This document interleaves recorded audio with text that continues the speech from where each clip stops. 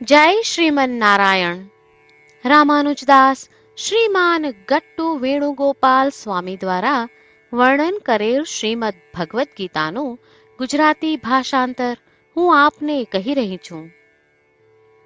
અધ્યાય 11 વિશ્વરૂપ સંદર્શન યોગ. શ્લોક 33. તસ્માત્ત્વં ઉત્તિષ્ઠ યશો લભસ્વ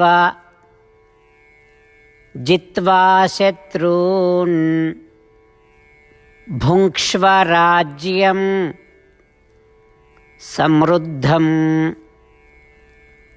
મયૈવ યેતે નિહતાઃ પૂર્વમેવ નિમિત્તમાત્રં ભવ સવ્યસાચિન. ઓમ. ગીતાચાર્ય શ્રી કૃષ્ણ પરમાત્મા અર્જુન સાથે આપણને બધાને વિશ્વરૂપ સંદર્શન યોગ શીખવી રહ્યા છે. પરમાત્મા કહે છે, અર્જુન, તું આ શત્રુઓ સાથે યુદ્ધ કર, યશ પ્રાપ્ત કર, આ સર્વે શત્રુઓનો સંહાર કર અને ઉત્તમ સામ્રાજ્યનો અનુભવ કર. અર્જુન, આ સર્વે રાજાઓ વધ કરવા યોગ્ય હોવાથી મેં સ્વયં માત્ર મારી ઈચ્છા શક્તિથી તેમનો વધ કર્યો છે. તું નિમિત્ત માત્ર છે. તારું માત્ર નિમિત્ત બનવું પણ પર્યાપ્ત છે. આ પ્રમાણે શ્રી કૃષ્ણ પરમાત્મા અર્જુનને યુદ્ધ કરવા માટે પ્રોત્સાહિત કરી રહ્યા છે. શ્રી કૃષ્ણ પરમાત્માએ અર્જુનમાં એક શંકા ઓળખી. એ શંકા શું છે? હે શ્રી કૃષ્ણ, તમે કહ્યું મેં તે સર્વેનો વધ કર્યો છે. જો તે સર્વે મારા પ્રયત્નો વિના તમારા દ્વારા નાશ પામ્યા છે, તો પછી તમે મને પુનઃ યુદ્ધ કરવા માટે કેમ અનુરોધ કરો છો? શ્રી કૃષ્ણ પરમાત્માએ અર્જુનના મનમાં રહેલી શંકાને ઓળખી કાઢી અને કહ્યું, અર્જુન, તું મને અત્યંત પ્રિય છે. તું મારો ભક્ત હોવાથી હું તને સફળતા, સમૃદ્ધિ, કીર્તિ અને રાજ્ય આપવા ઈચ્છું છું. તેથી હું તને પ્રોત્સાહિત કરું છું. શ્રી કૃષ્ણ પરમાત્માના ઉપદેશોને ધ્યાનમાં રાખતા, શ્રી કૃષ્ણ પરમાત્માના નિર્દેશોને સમજતા કે આપણું કર્તવ્ય યોગ્ય રીતે નિભાવવું મહત્વપૂર્ણ છે, અને શ્રદ્ધા કેળવવાનો પ્રયાસ કરતા કે જો આપણે આપણું કર્તવ્ય યોગ્ય રીતે નિભાવીશું તો શ્રી કૃષ્ણ પરમાત્મા આપણને ગૌરવ, પ્રતિષ્ઠા, વિજય અને સંપત્તિ આપશે. તો ચાલો આપણે બધા શ્રી કૃષ્ણ પરમાત્માના શબ્દોનું આ શ્લોક સ્વરૂપે પુનરાવર્તન કરીએ. તસ્માત્ત્વમુત્તિષ્ઠ યશો લભસ્વ જિત્વા શત્રૂન ભુંક્ષ્વ રાજ્યં સમૃદ્ધં મયૈવ યેતે નિહતાઃ પૂર્વમેવ નિમિત્તમાત્રં ભવ સવ્યસાચિન.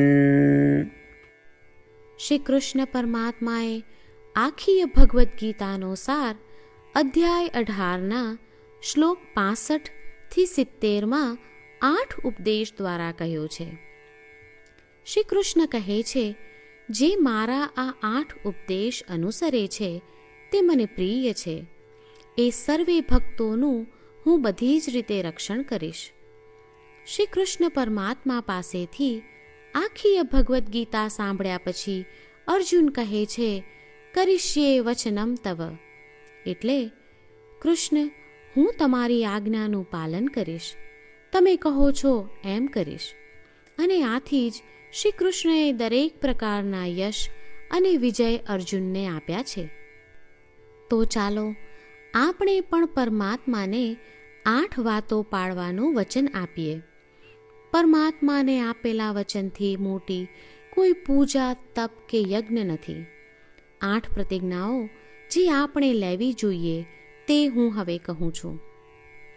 આપ સૌ પણ એનો મન અને હૃદયથી વિચાર કરો. આ રીતે શ્રી કૃષ્ણને વચન આપતી વખતે આપણે સૌ શ્રી કૃષ્ણની હસતી મુખમુદ્રાનો મનમાં વિચાર કરીએ અને પરમ આનંદનો અનુભવ કરીએ. જય શ્રીમન્નારાયણ. આપણા 8 વચનો આ પ્રમાણે છે.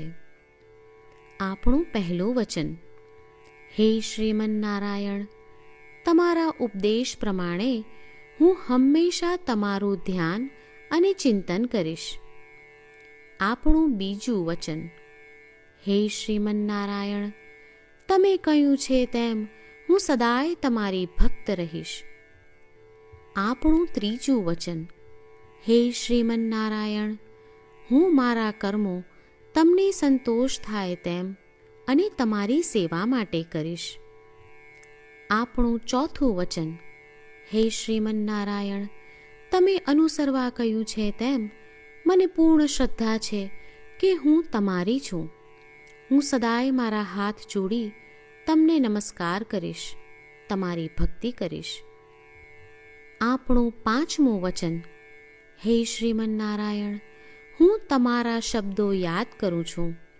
મામેકમ શરણમ વ્રજ, તમે તમારી શરણમાં આવવા કહ્યું છે. શ્રીમન્નારાયણ, હું માત્ર તમારા જ શરણમાં છું. આપણું છઠ્ઠું વચન: હે શ્રીમન્નારાયણ, આપે કહ્યું છે મા શુચ, તમે અમને આશ્વાસન આપી શોક ન કરવા માટે કહ્યું છે, તો હું દુઃખી નહીં થાઉં, શોક નહીં કરું. આપણું સાતમું વચન: હે શ્રીમન્નારાયણ, અમારા કલ્યાણ અર્થે આપે શ્રીમદ્ ભગવદ્ ગીતા રૂપી આશીર્વાદ આપી અમારા સૌ પર કૃપા કરી છે, તો હું દરરોજ ઓછામાં ઓછો 1 શ્લોક વાંચીશ અથવા સાંભળીશ એવો સંકલ્પ લઉં છું. આપણું આઠમું વચન: હે શ્રીમન્નારાયણ, હું ગીતાના દૈવી શબ્દો એ ભક્તો સુધી પહોંચાડવાનો પ્રયત્ન કરીશ જેઓ ગીતાથી અજાણ છે. હે શ્રીમન્નારાયણ, તમે કહ્યું છે તેમ કરીશ, તમે કહ્યું છે એમ વર્તીશ અને તમારા માટે જ કર્મ કરીશ. શ્રીમન્નારાયણને આપેલું વચન કે દરરોજ તમે કહ્યું છે એમ કરીશું, એ જ એક મહાન પૂજા છે. તો ચાલો આપણે સૌ દ્રઢ શ્રદ્ધા સાથે પ્રભુ પાસે એક સંકલ્પ લઈએ. શ્રીમન્નારાયણ, કરીશ્યે વચનમ તવ. શ્રીમન્નારાયણ, હું તમારી આજ્ઞાનું પાલન કરીશ. સર્વમ શ્રી કૃષ્ણાર્પણમસ્તુ. જય શ્રીમન્નારાયણ. તસ્માત્ ત્વમ ઉત્તિષ્ઠ યશો લભસ્વ જિત્વા શત્રૂન ભુંક્ષ્વ રાજ્યમ સમૃદ્ધમ મયૈવ યેતે નિહતાઃ પૂર્વમેવ